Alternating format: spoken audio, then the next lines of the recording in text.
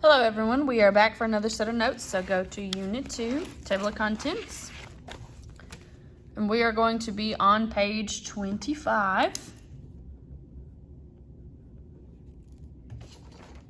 And that's going to be graphing linear inequalities.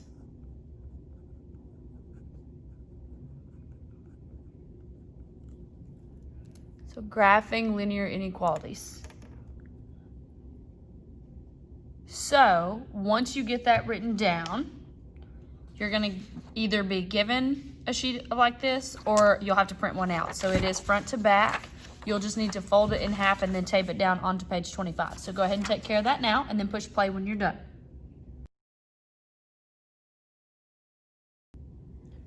Okay, so now that we have this taped in, we're going to, again, be talking about graphing linear inequalities.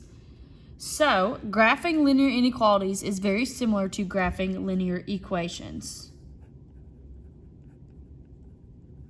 Very, very similar, which we've already graphed linear equations. Remember, they have to be in slope-intercept form, so that looks like y equals mx plus b.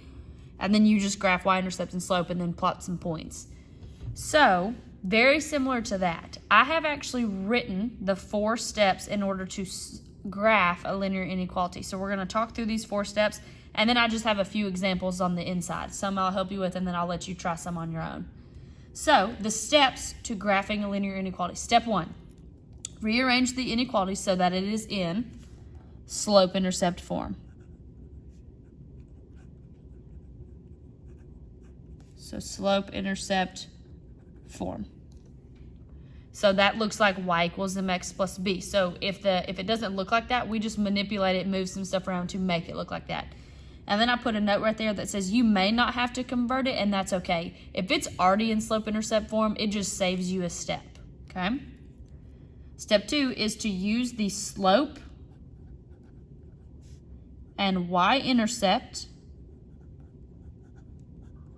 to plot the points on the graph. So far it is just like graphing a linear equation. We put it in slope-intercept form, and then you graph the y-intercept, and then you use the slope to get some more points on the graph. Steps 3 and 4 are where the inequality part of it comes in, okay? So step 3 says to determine whether you should use a solid or dashed line. So we have solid or dashed. Those are our 2 options. So I want you to remember that we have 4 inequality symbols, okay? The 2 that represent a solid line are going to be the 2 that look like this. They have that or equal to bar right underneath it. So solid line has that or equal to bar. So that means dashed lines do not. So one of my students a couple years back told me that when they are using this when they're on step 3 and they're trying to decide whether to draw a solid or dashed line, she said that she looks at this little line right here. She said that this looks like a mini solid line to her. So when she sees this, she knows to draw a solid line. If she doesn't, then she's going to draw a dashed line. So if that will help you, then use that. And then step 4, determine whether you should shade above or below the line. Okay, again, we have 4 inequalities. 2 of them mean we're going to shade above. 2 of them mean we're going to shade below. So let's talk about the inequalities. We have less than or equal to, greater than, and then greater than or equal to. So let's think about the word greater than or above. So if we're going to shade above, that means we're going to be above or greater than whatever we're talking about. So that's how I remember it. So if I'm going to shade above, I'm going to have the greater than, or I could have greater than or equal to. Those are both the greater than inequalities. So that means if I'm going to shade below something, that means I have to be less than that person or that line. Okay? So greater than is above, less than is below. Okay? And so now I'm just going to walk you through a couple examples, and then I'm going to let you try some on your own. So I'm going to zoom out a little bit so hopefully we can see the steps and the graph at the same time. Okay, so here's example 1.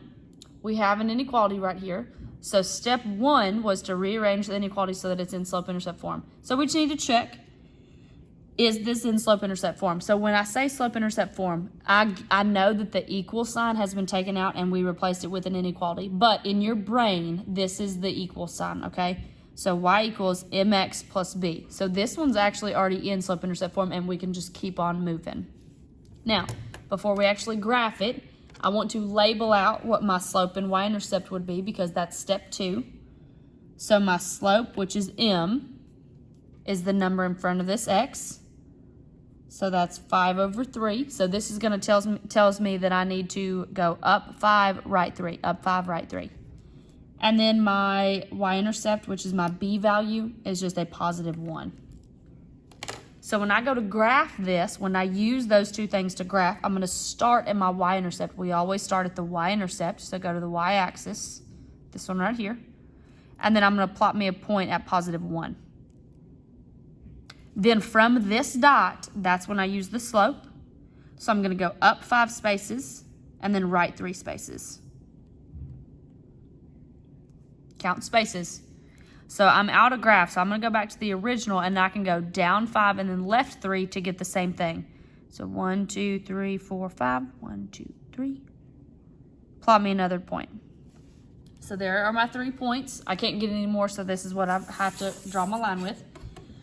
Now, before you just automatically draw your line, inequalities, we have a certain type of line that we need to draw. So let's take a look at this inequality right here.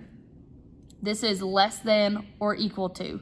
So because it has that or equal to bar, it falls in that solid line. So the student that I mentioned from 2 years ago, she told me that when she saw this, she knew to draw a solid line. So if that helps you, use that same mindset. So take your straight edge, whatever you've got, and we're going to draw a solid line. So a solid line is just a normal line, no breaks in it, just like this. We need arrows at the end because arrows show that this line continues on forever. It's continuous. And we're not quite done yet. Step 4 is the one that we're missing, and that's my favorite part because it involves shading or coloring. Okay? So it says determine whether you shade above or below the line. So again, that focuses 100% on this inequality. So this inequality is less than or equal to. So if I have this line right here and I want to shade everything less than that line, that's everything underneath or below that line. So you're just going to take a highlighter or a coloring pencil if you prefer a coloring pencil, and you're just going to shade the bottom side of that graph. And there you go. That's how you graph an inequality. So what I want you to do, I want you to flip to the inside because we got a couple more problems that we're going to do together, and we're going to talk about the solutions to these.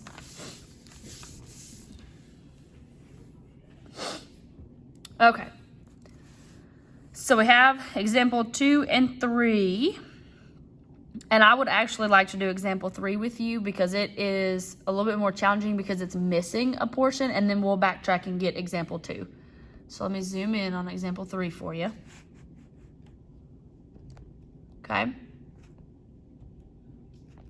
So example 3, it just says y is greater than -4. So a lot of people freak out on this one because they're like, ooh, there's something missing, which that is true. The m value is what's actually missing because there is no mx right there. So this is just y is equal to b, which is okay. That just means, so here's what it would have been. So it's going to be 0x minus 4. The reason why it's 0x, because we don't see it, we don't have to write it.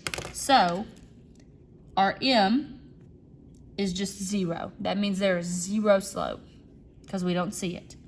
My y-intercept, my b value, is at -4. So I'm going to start at the graph. My y-intercept, so I'm going to go to the y-axis, but I'm going to go down there to -4. I'm going to plot me a dot. Now, Zero slope, super important. I hope you remember the video about Slope Dude skiing up the mountain and then he skied down the mountain and then the long flat part was zero fun. That's where this comes into play. So if we have a slope of 0, think about Slope Dude. It's just going to be a straight across line, okay? But before we just automatically draw the line, let's take a look at this inequality symbol, which is less than. There is no or equal to bar, which means we're going to have to draw a dashed line. So here's how I draw a dashed line. I line up my protractor or my straight edge, and then I just draw little pieces. I skip spaces every now and then, just like this. I know some people do it that way. I know some people draw a line and then they erase portions of it. Whatever you need to do, this is a dashed line. We're not quite done yet because we have not done my favorite part, which is the shading. Now we have to shade. So this is y is greater than -4. So when we look at this, here's my line, and I need everything greater than that. So -4, everything greater is on the top. So I'm just going to shade all this right here. And there I go.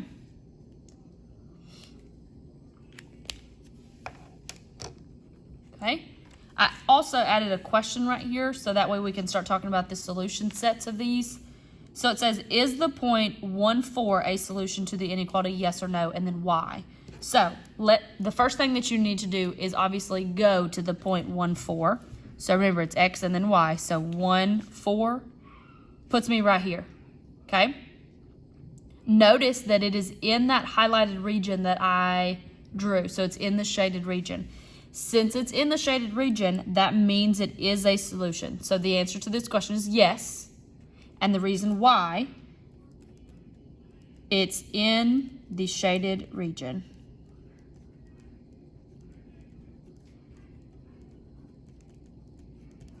And there we go. So if you are asked about a point that's not in the shaded region, so like maybe it's this one down here, it would be no, and the reasoning would be it's not in the shaded region.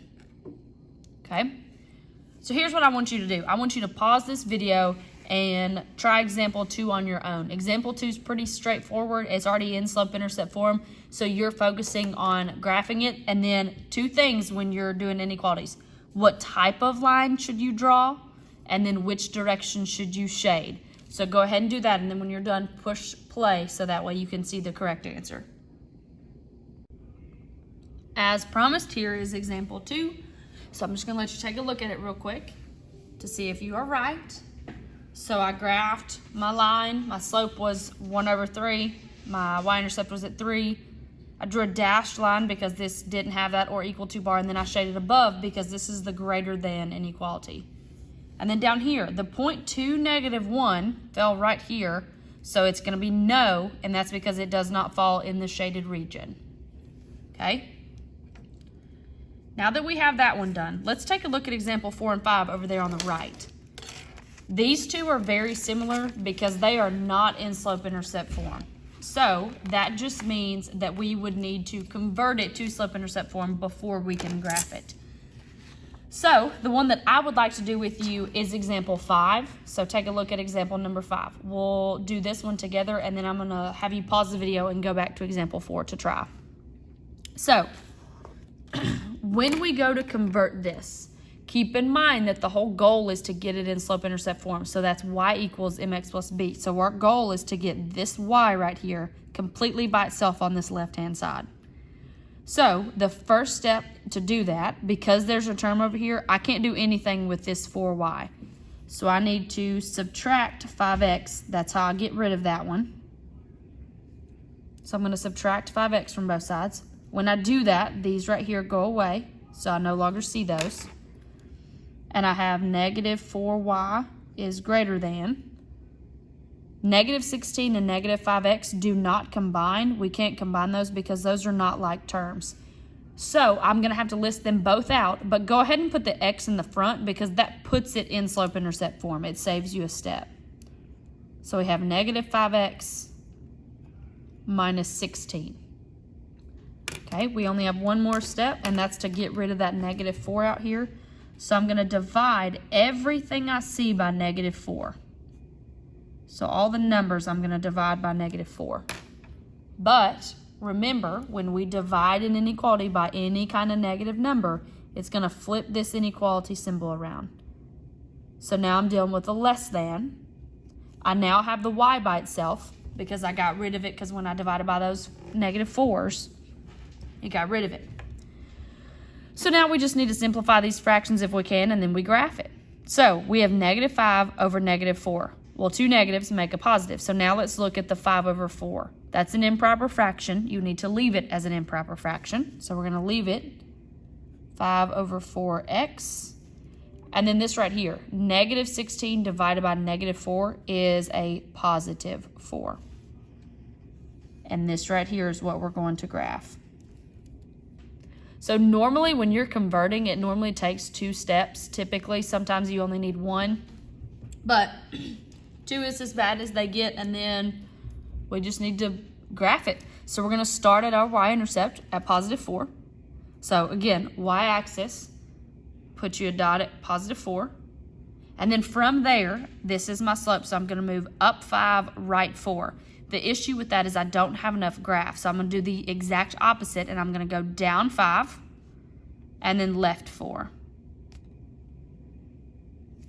And I ran out of graph again. That's as many as I can get, which is okay. So now let's take a look at this inequality. This is a less than inequality, which means I'm going to draw a dashed line because the or equal to bar is not there. So I'm going to draw me a dashed line. Line my protractor up. Make sure you have arrows at the end because all of these continue forever. And now I need to shade one side or the other. So back to the inequality again. This is y is less than. So we need to shade everything that is less than that line. So think about less than is below. Less than is below. So I'm going to take my highlighter and I'm going to highlight everything below that line. Just like that. And now I just need to answer this question down here. So it says, is the point 0, 4 a solution to the inequality, yes or no? Again, so first thing, go to the point they're addressing. So the point is 0, 4. There's the point. It's actually already graphed. Is it a solution? The answer is no. So let's circle no, and then let's chat about it. The reason why this one is no, because some people say, oh, well, it's in the shaded region. Okay. Let's focus on the line that it's sitting on, because this one's actually sitting on a line. This line is a dashed line, which means all of these points right here on this line are not included in the solution set. Everything below those points are, but these points themselves are not. So a reasoning that we could have is it sits on a dashed line. So it does not include that point. Now, if it was a solid line, we would say, heck yeah, it is, and we would move on. But this is a dashed line, so be very, very careful with dashed lines if the points are sitting on them. So what I want you to do is you're going to do example 4 on your own. If you get stuck, take a look at example 5 because that'll help you out to know what your goal kind of is. So I want you to go ahead and pause this video, do example 4, and then push play when you're done. All right, and here is example number 4 and its correct answer. So I did the 2 steps that it took to convert it. So here is the inequality when it's converted. Notice that I left the negative up there in the numerator. That just helps me graph the slope correctly. I always put it with a numerator, and in my opinion, it's the best way to handle the negative. So started at +4. I'm going to move down 5, right 2, down 5, right 2, plotted me another point. Then I paid attention to the inequality. So it has that or equal to bar, so it's the solid line. So we're going to draw a solid line. And then this is a greater than inequality, so I'm going to shade everything greater than the line. So that's everything above it. So now let's look at the question. Is the point 0, 4 a solution? So 0, 4, we got to go to it again. So there's 0, 4. It's actually sitting on the line, and we have to talk about what type of line it is, and it is a solid one, which means it does include those in the solution set. So the answer is yes, and the reasoning is because it's sitting on a solid line. Okay? We're going to do a little bit more practice with these, but I hope this was a good introduction. Good job today. I'll see you next time.